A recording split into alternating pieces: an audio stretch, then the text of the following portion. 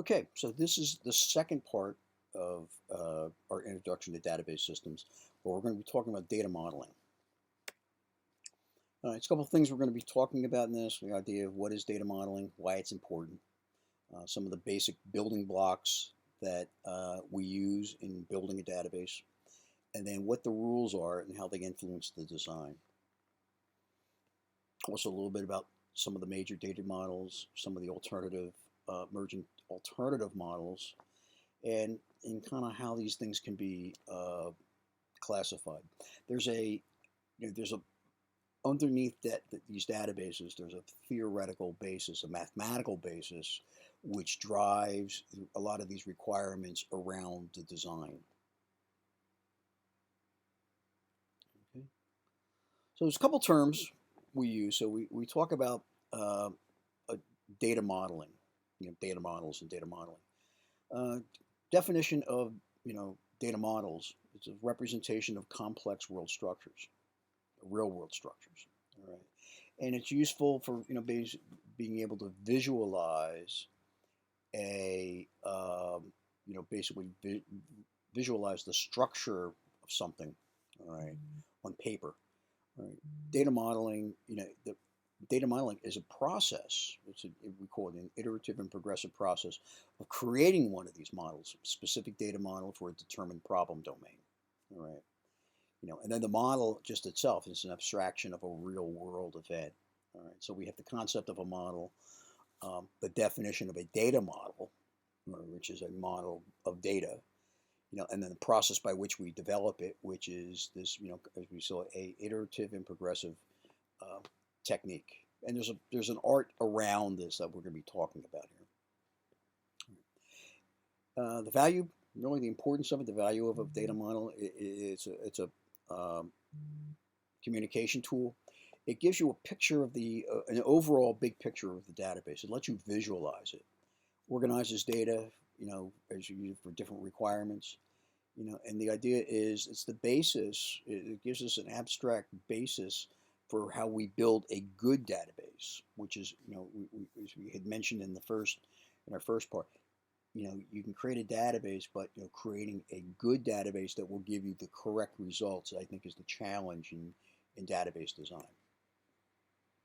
So here's some of the terminology. So more terminology, and this is all derived from uh, relational. These databases we're talking about are relational databases, and so the terminology is based upon relational theory, relational algebra. Right? So the first thing is a first thing we have is this concept of an entity. Right? So an entity is really they call it a distinct object used to collect and store data. All right, that's made up of uh, it's made up of different collections of data, where it allows us to organize data. Uh, an entity is also the term we use. So we use the term entity, but we can also use the term table. All right, basically, which is made up of rows and columns. All right, and an attribute is a field that is just a field that is part of of an entity of a row in a table. All right, so entity equals table, attribute equals field. And then there is a relationship, just kind of where the relational side of this thing comes to play, of between entities, between tables. All right, so this is the fundamental building block of of a relational database. All right, you have not just multiple tables, which are connected together. All right, through what we call relationships. So the types of relationships we have, there's three types. All right, there's a one-to-one relationship. So for every one record in one table, there is one entry in another table. All right. There is a one-to-many relationship. So one-to-many means in one table there are multiple rows in an alternate table that match up. The best analogy I've always come up with to describe this is think about a sales order. All right, you buy something, you go to Amazon, you go to buy something. All right. you buy 15 items. All right. You have the order. That's the one. All right. Within that order, there are 15 items.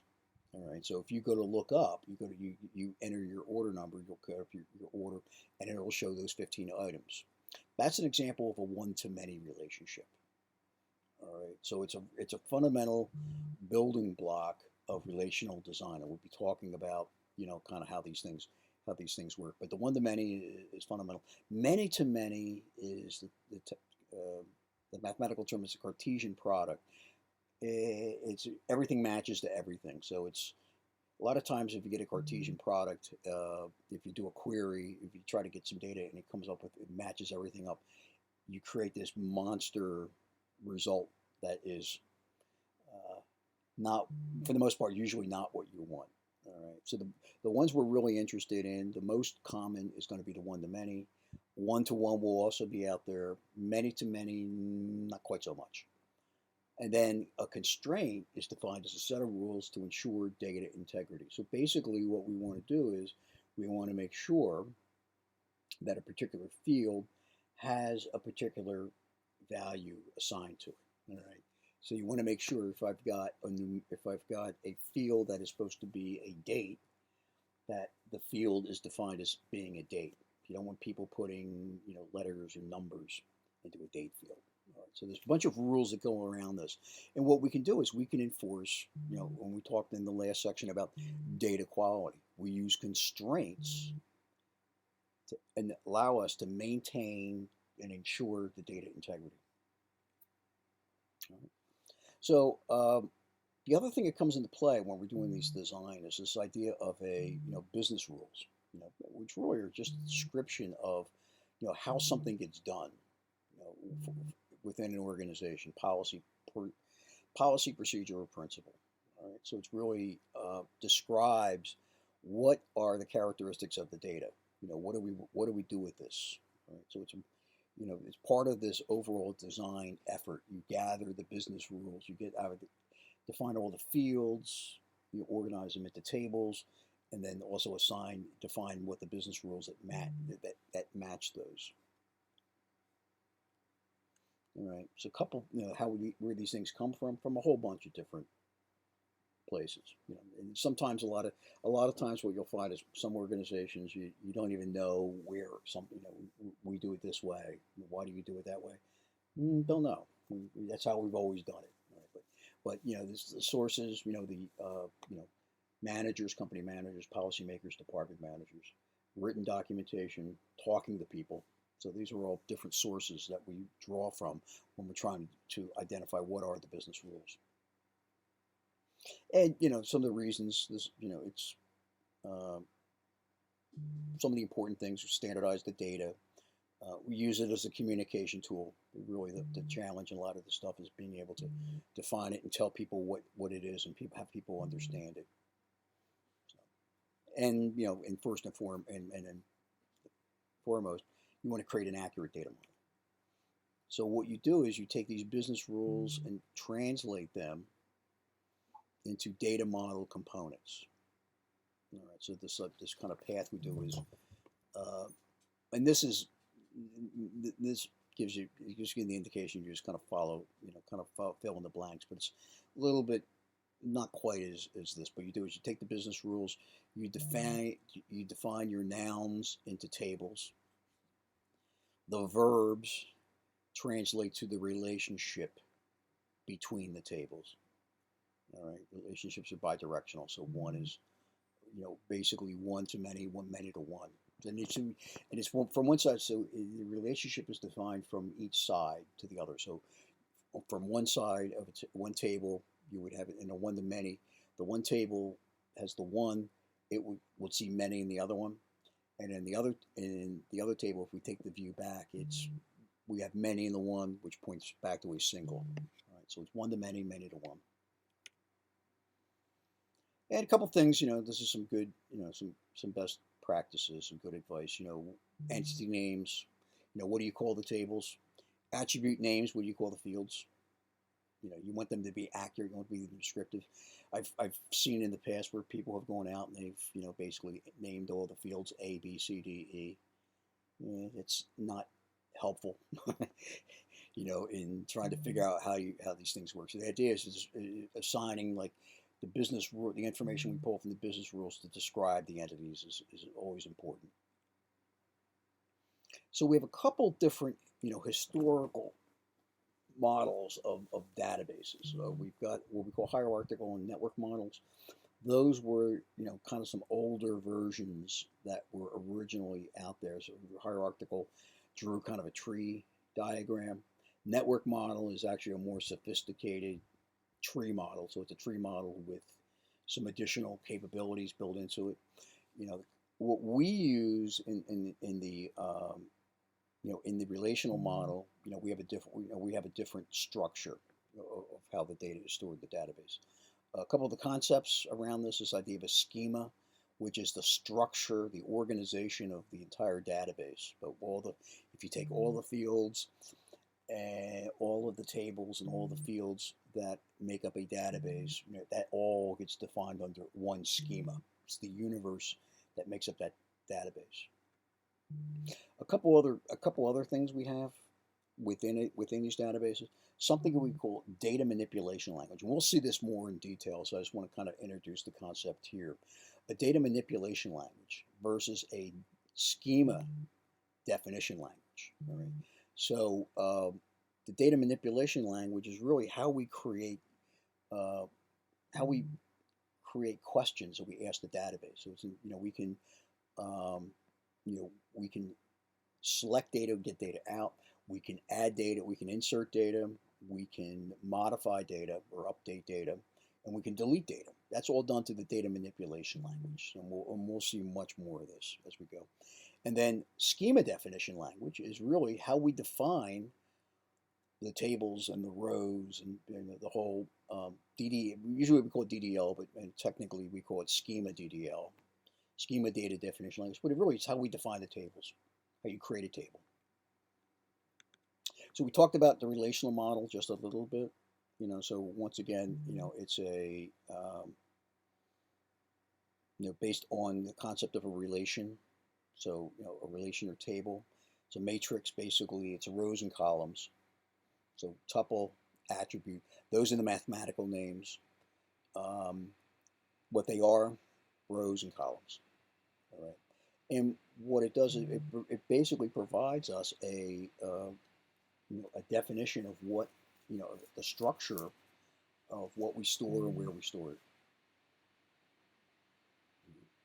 We talked in previous section about the RDBMS, database management system, which is software. Once again, it is the software that basically enables us to do all the magic of the database. Right? And it works on our behalf to make the database relational model easier to understand. It hides the complexities. It enables us to work with it. So here's a quick diagram of what a relational diagram is. You've got two tables, agent, customer. All right. You've got a whole bunch of fields in each table, as you'll see, and then you see this line here, all right, of a kind of from a one to kind of connecting these two tables together. So what this is a relationship. And if we look at the descriptions, the names of the tables, so it's agent and customer. So the idea is an agent will have many customers. So the relationship on this is the one. So obviously the agent code, this is the one. The customer is the many. All right. So one agent, the business rule will be one agent can have multiple customers. All right. And we relate these two together through the field. So what happens is we have a field here, we have a field here, and this is how we link these two tables together. So SQL an SQL or structured query language relational database application. Basically, what it is, you have an end user interface. Usually, for the most part, most modern applications are using a web page. So we interact with the data through the web page, um, and then the web page or the web function or the web server function uh, will take our request and translate it into a request to pull data from the different tables. Each table is independent. Um, and then the relationship is based upon the values, the common values across different tables. Right? And then this is all done through what will be referred to as a SQL engine. So basically, it's the mechanism by which it does the magic of looking up data and doing stuff. There is what we call the entity relationship model. So once again, the thing to remember about this stuff is the entity. These are mathematic. The origins of relational databases are mathematically based. So this is the mathematical side, the mathematical names. Basically, it's tables. It's a table relationship diagram, or ERD. And what it is, it's the big picture of the table. All right. So this could be, this is a relational diagram. All right. If this is the database, this is the ERD. All right. If I have 100 more tables in this database, that would make up the ERD. So the ERD gives us the big picture. So if we have an ERD, database administrator, designer can look at the ERD and gives a pretty good, if it's well done, has a pretty good grasp of what it's doing and how things are connect together. So just some this is some of the specifics of how these things. There's different notations of how you can draw these pictures. So Chen notations and crow's foot. Basically, they all say the same thing. They all say the exact same thing. We have something called an object-oriented data model, which relational model is really the big one. Object-oriented, not so much. It was kind of a thing a couple years ago. It's still around, based upon an object, called an object-oriented approach. Right? So it has an object and attributes within the object. So the idea of with an object-oriented processing, you have classes and inheritance. I'm not going to go into because this is a whole different field. But basically, that there is such a thing called an object-oriented database is what you'd want to take away from it. Right, so object relational in XML. So the idea of you can do things. You can use XML to define these extended relational models. This is like additional functionality, additional capability. I've not really used a lot of this. You don't see. I've not seen it show up in real life. A lot of cases. Concept of big data. So we have this idea of data, and as we say, we've talked around with databases. We have 1 million rows in the database, which 1 million of anything is pretty big. All right. Thing is, though, 1 million, million in compute terms is really, not all that large. All right. And what happened was, what happened over the past 20 some odd years is our ability to generate and store data has grown and grown and grown. All right. And actually, what's happened is, and what we want to do is once you generate it, once you capture it, you want to process it. And one of the things we discovered, we got to a point about maybe 7 or 8 years ago, where all of a sudden the amount of data that we process was so large, we couldn't it couldn't be processed effectively in a relational database. We didn't break the database, but it was difficult to get it to work well. So what happened was it created a whole new way of creating a different type of database, which we call big data. So big data means a data so large, we're talking billions of records, so large we cannot effectively store it, process it in a relational database. So the idea of web and sensor generated data. The idea when we introduced cell phones, and everybody had a cell phone in their pocket. Every cell phone is generating data and capturing data all the time. It gives you, the idea of how, if you think about how much data that is, we generate on a, on a second by second basis. So the idea of big data was designed, the big data tools provide high performance and scalability at a reasonable cost. Organization was really behind a lot of this. A lot of the work here was Google, primarily because Google's job is they read the entire, what their skill set is. They read the entire internet. All right. So they've done a lot of work. They operate their data. The data they work with is of such a nature that a lot of these techniques is what they've pioneered. And the characteristics of data. It's the volume of data, the velocity of data. So volume is obviously size. Velocity is how quickly it shows up. What we're seeing now is a big emphasis on streaming data. So it just never stops. It just continues to come from a variety of sources. Right? So increasing velocity and then variety. Basically different types of data from different data sources.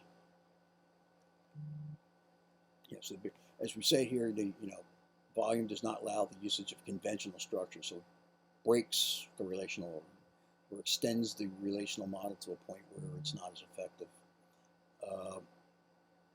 Expensive, dealing with that much data, and then the idea is OLAP tools prove inconsistent with dealing with unstructured data. A lot of the data that's on the internet, a lot of the thing that makes up big data, is non-structured data.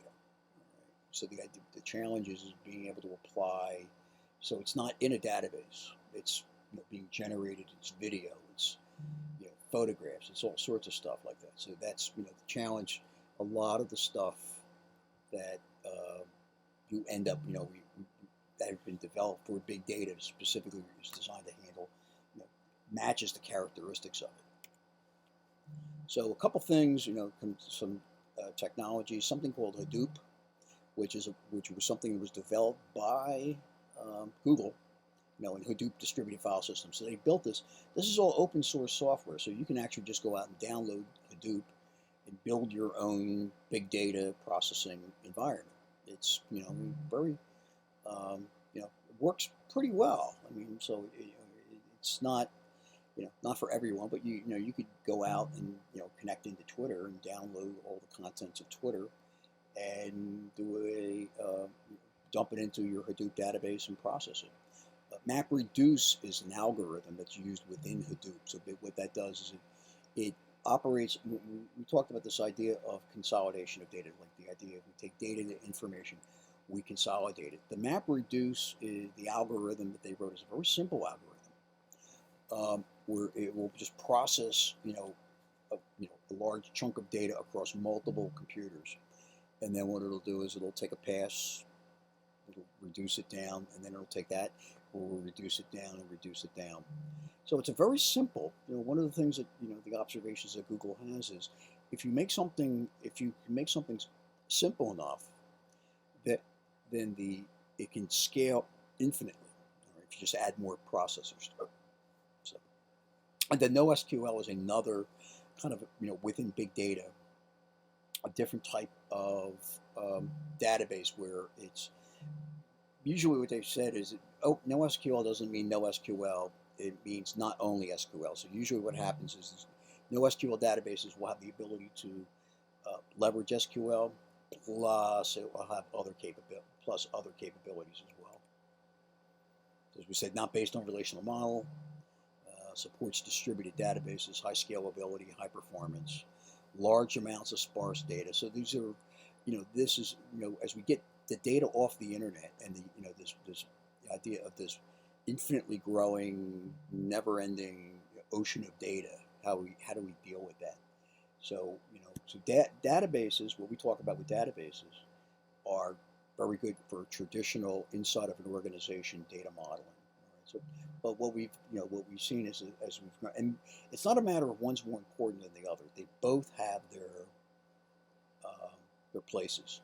All right. So and part of the challenge is understanding is where do you use one versus the other.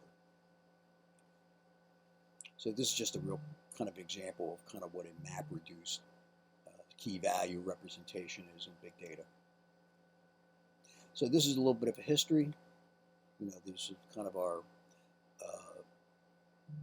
60, 70. So 70 is actually where the model, so it's actually 50 years old now. I think it was 50 in June because Dr. Codd, who was the originator, Dr. E.F. Codd, published this paper, I believe it was in June of 1970, which defined the rules around relational databases.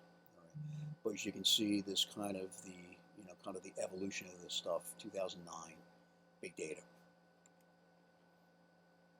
Some of the advantages, hierarchical. There was some advantages in hierarchical. It worked pretty well. Networking is just kind of a definition of each one. Networking, advantages, disadvantages. Relational. And so what we're talking about in this course is really relational. All right. So the idea of the relational model, the advantages, the advantages of it, but the question is some of the challenges. It requires a lot of overhead. You've got to have hardware, and you have to have the software. In relational databases, the DBMSs are not cheap.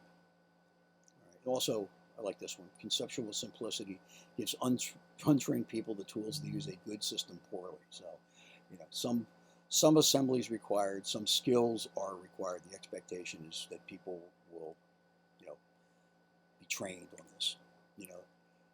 Entity relationship model, ERM,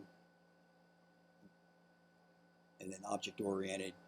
As I said, we're not going to focus on these two, entity relationship and object-oriented. We're not going to really focus on that, nor no SQL.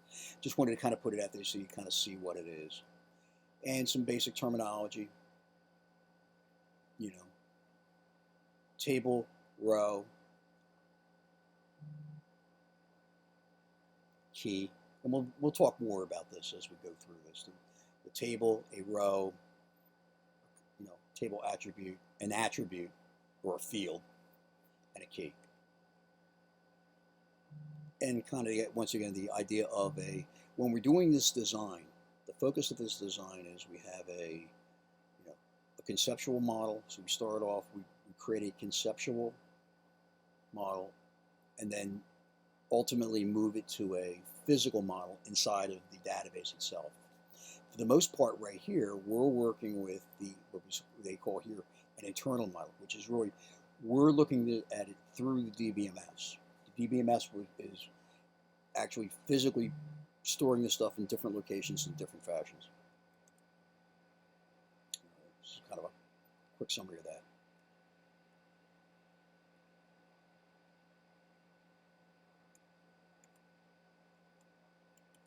Okay, we're just going to go through I think the only thing on this one is just the physical model, the lowest level of abstraction, basically where we store the stuff. So we're all protected from the physical model by the database. So there's some people who might, you can look at it, you can see it, but for the most part, it's, for end users, for people who are just using the application, they don't see the physical, they only see the logical model as presented through the DBMS.